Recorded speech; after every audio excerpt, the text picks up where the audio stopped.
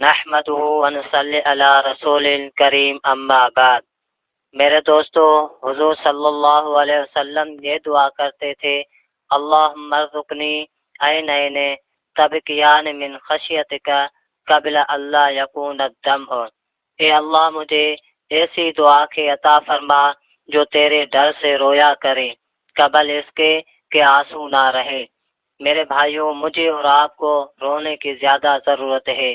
خلیفہ اول سیدنا صدیق اکبر کا ارشاد ہے، جو رو سکتا ہے روئے، اور جس کو رونا نہیں آتا رونے کی صورت ہی بنا لے۔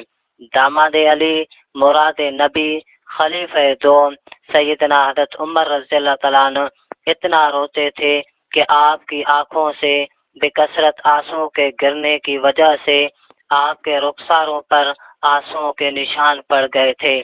میرے دوستو، جو اپنے گناہوں کو یاد کر کے روتا ہے وہ بغیر حساب کتاب سے جنت میں داخل ہوگا۔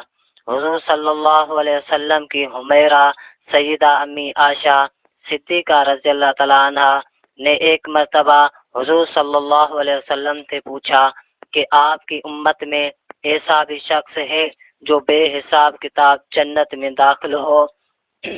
حضور صلی اللہ علیہ وسلم نے فرمایا، ہاں، جو اپنے گناہوں کو یاد کر کے روتا ہے۔ میرے دوستو، رونا تب آئے گا جب دل کی دنیا میں خوف خدا ہوگا۔